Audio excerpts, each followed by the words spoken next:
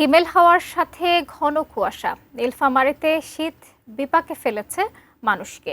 নীলফামারী থেকে সরাসরি যুক্ত হয়ে আরো জানাচ্ছেন প্রতিনিধি মিল্লাদুর রহমান মামুন।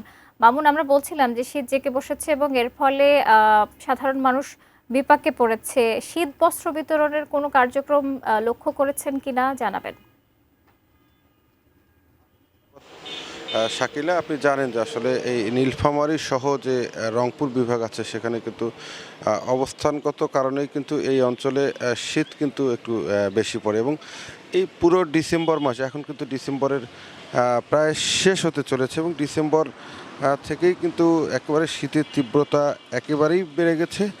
আমরা যদি আজকের কথা বলি যে নীলফামারী জেলায় দুটো আবহাওয়া অফিস আছে এবং নীলফামারীর যে ডিমলা আবহাওয়া অফিস আছে সেখানে 10.00 ডিগ্রি সেলসিয়াস তাপমাত্রা রেকর্ড করা হয়েছে। আপনি জানেন যে তাপমাত্রা যখন 10-এ নেমে আসে আসলে সেটিকে কিন্তু মৃদু শৈত্যপ্রবাহ ধরা হয়। সেই হিসাবে কিন্তু নীলফামারী জেলার উপর দিয়ে মৃদু শৈত্যপ্রবাহ বয়ে যাচ্ছে এবং এর কারণে এই যে আমরা কয়েকদিন থেকে লক্ষ্য করছি যে আসলে ঘন কুয়াশা এবং এর সাথে হিমেল বাতাস এবং এই যে ঘন কুয়াশার কারণে দুপুর অবধি কিন্তু সূর্যের দেখা মিলছিল না এই নীলফামারী জেলায় এবং দুপুরের পর থেকে কিন্তু সূর্য উঠছে এবং এর কারণে একেবারে খেটে খাওয়া মানুষ যারা শ্রমজীবী মানুষ আছেন, বিশেষ করে রিক্সা ভ্যান চালান যারা মাঠে কাজ করেন তারা কিন্তু একেবারে বিপাকে পড়েছেন।